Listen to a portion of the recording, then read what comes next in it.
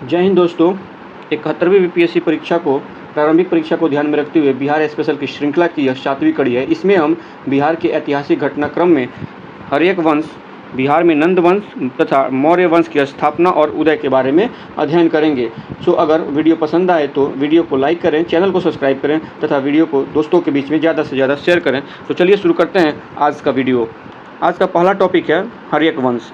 इसमें हम देखेंगे कि हर्यक वंश की स्थापना किसने की। बिंबिसार ने 544 ईसा पूर्व में हर्यक वंश की स्थापना की। बिंबिसार एक कुशल शासक थे जिन्होंने मगध साम्राज्य का विस्तार किया और उन्हें एक शक्तिशाली साम्राज्य बनाया। इसके बाद अगर देखें तो इस वंश का जो अंत है वो 412 ईसा पूर्व में शिशुनाग ने हर्यक वंश के अंतिम शासक नागदशक का अंत किया और शिशुनाग वंश की स्थापना की। इसके बाद अगर देखा जाए कि हर्यक वंश कितने समय तक चला तो यह लगभग 131 वर्ष तक चला था।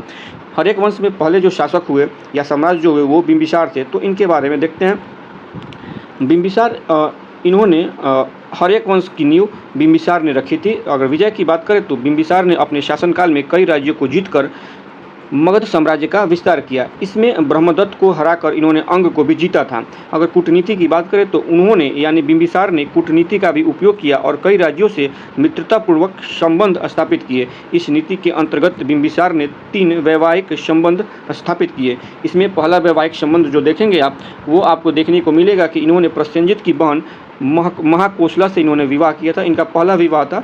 इनका दूसरा विवाह जो है वैशाली की चेतक की पुत्री चेलना से इनका दूसरा विवाह हुआ था और इनकी तीसरी जो शादी है वो मध्य प्रदेश की राजकुमारी क्षेमा से इनकी तीसरी शादी हुई थी। तो इस प्रकार से इन्होंने कहीं तो कूटनीतिक तौर पे वैवाहिक संबंध स्थापित करके मित्रतापूर्वक संबंध भी स्थापित किया था। इसके अलावा अगर हम धर्म की बात करें तो बिंबिसार जो थे ये बौद्ध धर्म के अनुयायी थे और उन्होंने बुद्ध का आदर किया था। राजधानी की बात करें तो बिंबिसार की राजधानी राजगृह को इन्होंने अपनी राजधानी बनाया था। उत्तराधिकारी की बात करें तो बिंबिसार के उत्तराधिकारी के रूप में अजातशत्रु ने सत्ता संभाली। यानी बिंबिसार के पुत्र कौन थे? अजातशत्रु थे। बिंबिसार के बाद अजातशत्रु ने हर्यक वंश की नींव संभाली, कह सकते हैं। अजातशत्रु ये 493 ईसा पूर्व में गद्दी पर बैठा और इन्होंने कहाँ पर युद्ध किया तो अजातशत्रु एक सशक्त शासक थे और उन्होंने कई युद्ध लड़े। वैशाली पर इन्होंने विजय प्राप्त किया।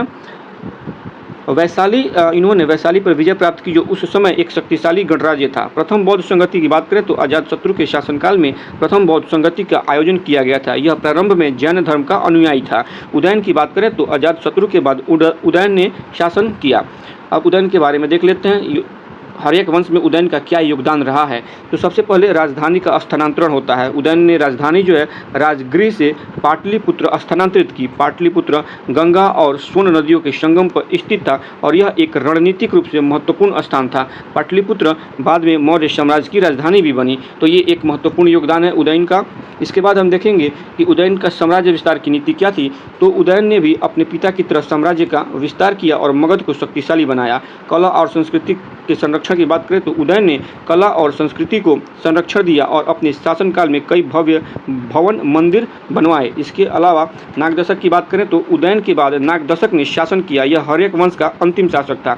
हर्यक वंश का अंतिम शासक कौन था? नागदशक था। हर्यक वंश में कुछ उपनाम है। अगर उनकी चर्चा करें तो बिंबिसार को श्रेणिक के नाम से जाना जाता है, वहीं अजातशत्रु को कुणिक के नाम से भी जाना जाता है।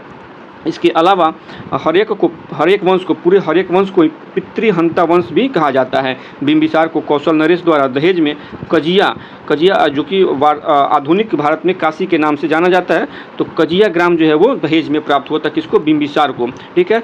बिंबिसार ये हर्यक वंश के बाद अगर देखें तो नंद वंश की स्थापना होती है। तो देखते हैं कि नंद वंश की स्थापना किसने की। इसकी स्थापना जो है महापद्म नंद ने की थी। काल इसका 4वीं शताब्दी ईसा पूर्व का माना जाता है। इसकी राजधानी पाटलिपुत्र वर्तमान में पटना है। शासन अगर देखें तो नंद वंश के शासक मगध साम्राज्य को एक शक्तिशाली साम्राज्य बनाने में सफल रहे। इसके अलावा सैन्य शक्ति की बात करें तो नंद वंश के पास एक विशाल सेना थी जो उस समय की सबसे शक्तिशाली सेनाओं में से एक थी। इसके अलावा कृषि और व्यापार की बात करें तो नंद वंश के शासकों ने कृषि और व्यापार को बढ़ावा दिया। सिकंदर का आक्रमण देखें तो सिकंदर महान ने नंद साम्राज्य पर आक्रमण किया था, लेकिन वह भारत में आगे नहीं बढ़ पाया। पतन की बात करें तो नंद वंश का जो पतन है वो चंद्रगुप्त मौर्य के द्वारा किया गया था। अंतिम शासक घनानंद घनानंद ने नंद वंश का अंतिम शासक बना, मतलब कह सकते हैं कि घनानंद जो था वो नंद वंश का अंतिम शासक था। यहाँ पे महापद्म नंद ने कलिंग को विजिट किया और वहाँ से जिन की मूर्ति अर्थात महावीर की मूर्ति उठा लाया था। इसके अलावा जब नंद वंश का अंत होता है तो मौर्य वंश की स्थापना और उदय होती है। तो चलिए देखते हैं मौर्य वंश की स्थापना किसने की थी। तो यहाँ पे आप देखेंगे मौर्य वंश के संस्थापक चंद्रगुप्त मौर्य ने घनानंद को परास्त करके मौर्य वंश की स्थापना की तथा चाणक्य का योगदान इसमें क्या है, तो चाणक्य जिन्हें कौटिल्य या विष्णुगुप्त के नाम से भी जाना जाता है, इन्होंने चंद्रगुप्त मौर्य को राजनीतिक सलाह दी थी और मौर्य साम्राज्य की नींव रखने में महत्वपूर्ण भूमिका निभाई थी। वहीं पर साम्राज्य का विस्तार देख लें तो चंद्रगुप्त मौर्य ने अपने सैन्य अभियानों के माध्यम से मौर्य साम्राज्य का विस्तार किया और इसे अफगानिस्तान से बंगाल तक प्रसारित किया। कह सकते हैं उत्तर में पश्चिम में अफगानिस्तान तक तो पूर्व में बंगाल तक इन्होंने मौर्य साम्राज्य का विस्तार किया। इसके अलावा चंद्रगुप्त मौर्य की देख लें अब एक एक यहाँ पे मौर्य साम्राज्य में जो राजा या साम्राज्य हुए हैं उनके बारे में अगर चर्चा करें तो चंद्रगुप्त मौर्य ने इनका जन्म जो है 345 ईसा पूर्व में हुआ था और यह मौर्य वंश के संस्थापक हैं। इनके गुरु चाणक्य थे। चाणक्य का दूसरा नाम विष्णुगुप्त तथा कौटिल्य था। ये अर्थशास्त्र के लेखक थे तथा अर्थशास्त्र का संबंध जो है वो राजनीति से है। इसके अलावा सेल्यूकस निकेटर के साथ इनका कैसा संघर्ष रहा या कैसा संबंध रहा उसके बारे में अगर देखें तो चंद्रगुप्त मौर्य ने सेल्यूकस निकेटर को पराजित किया और सिंधु नदी को दोनों साम्राज्यों के बीच की सीमा बना दिया। इसके अलावा अगर हम सेल्यूकस के बारे में और चर्चा करें तो हमें देखने को मिलता है कि सेल्यूकस निकेटर ने काबुल, कंधार, मकरान और हेरात चंद्रगुप्त मौर्य को दान में दिया तथा अपनी पुत्री कॉर्नेलिया से चंद्रगुप्त मौर्य का विवाह कराया था। जैन धर्म की बात करें तो अंतिम समय में चंद्रगुप्त मौर्य ने जैन धर्म अपना लिया और श्रवणबेलगोला जो कि कर्नाटक में अवस्थित है वहाँ पे जाके तपस्या करके इन्होंने संलेखना पद्धति से अपना जीवन समाप्त किया। अगर संलेखना पद्धति की बात करें तो यह जैन धर्म में अति महत्वपूर्ण कंसेप्ट है जिसमें कि जैन धर्म को मानने वाले लोग उपवास रख के अपना जीवन समाप्त करते हैं। ठीक है। इसके बाद अगर चंद्रगुप्त मौर्य की उपलब्धियों के बारे में देखा जाए तो मौर्य साम्राज्य की स्थापना तो थी, अर्थात चंद्रगुप्त मौर्य ने भारत में पहला एकीकृत साम्राज्य स्थापित किया। उसके अलावा प्रशासनिक व्यवस्था में चंद्रगुप्त मौर्य ने एक कुशल प्रशासनिक व्यवस्था स्थापित की। चाणक्य के अर्थशास्त्र में मौर्य साम्राज्य की प्रशासनिक व्यवस्था का विस्तृत वर्णन मिलता है। इसके अलावा देखेंगे तो मेगास्थनीज सेल्यूकस निकेटर का राजदूत था।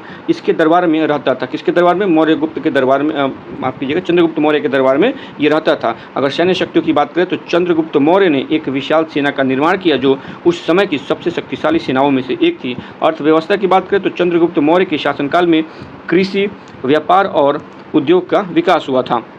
इसके अलावा चंद्रगुप्त मौर्य के जैन धर्म को लेकर अगर चंद्रगुप्त मौर्य को देखा जाए तो चंद्रगुप्त मौर्य जो थे वो ऐतिहासिक स्रोतों के अनुसार चंद्रगुप्त मौर्य ने अपने जीवन के अंतिम वर्षों में जैन धर्म अपना लिया था। इन्होंने श्रवणबेलगोला, ऐसा माना जाता है कि चंद्रगुप्त मौर्य ने श्रवणबेलगोला में उपवास की थी जो आज कर्नाटक में स्थित है। उपवास कुछ किंवदंतियों के अनुसार चंद्रगुप्त मौर्य ने उपवास करके अपना जीवन समाप्त किया था। अगले शासक बिंदुसार की बात करें तो इनका जन्म जो है ये 320 ईसा पूर्व में इनका जन्म हुआ था तथा इन्होंने 298 ईसा पूर्व में अपने पिता के मृत्यु के बाद सिंहासन संभाला।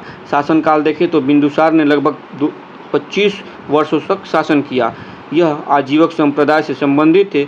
आजीवक संप्रदाय के संस्थापक मखलिपुत्र गोसाल को माना जाता है। साम्राज्य का विस्तार अगर देखें तो बिंदुसार के शासनकाल में मौर्य साम्राज्य अफगानिस्तान से बंगाल तक फैला हुआ था।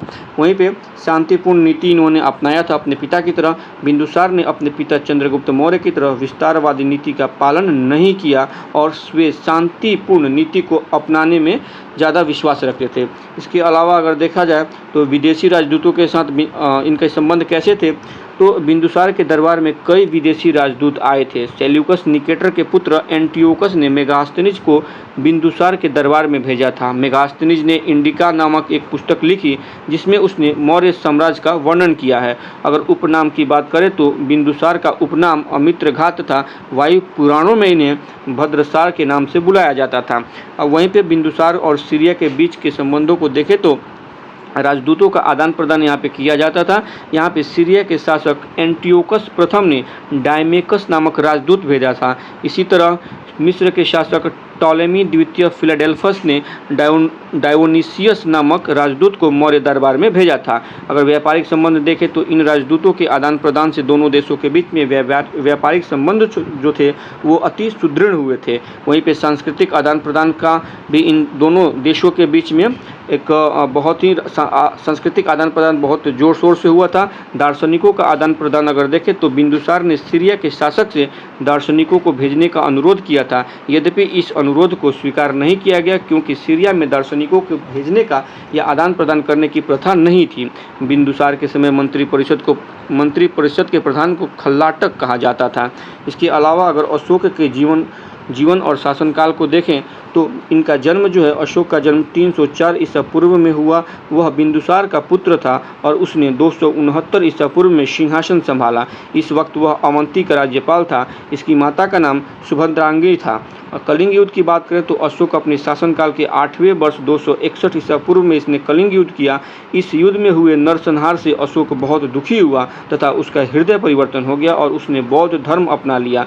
इसका वर्णन अशोक के 13वें शिलालेख से प्राप्त होता है। अगर धर्म प्रचार की बात करें तो कलिंग युद्ध के बाद अशोक ने बौद्ध धर्म का प्रचार प्रसार करना आरंभ कर दिया।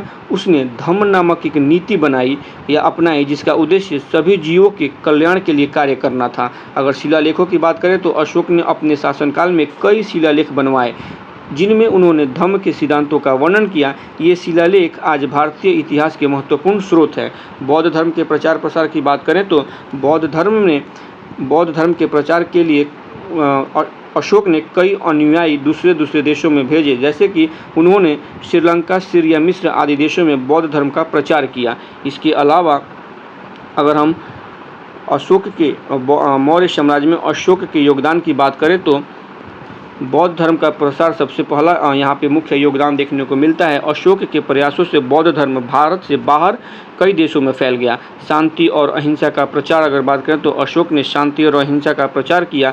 इसके साथ ही अशोक ने समाज सेवा के कार्यों को बढ़ावा दिया तथा अस्पतालों, धर्मशालाओं और कुओं का निर्माण करवाया। जैसे चिकित्सा का वर्णन अशोक के दूसरे शिलालेख में देखने को मिलता है।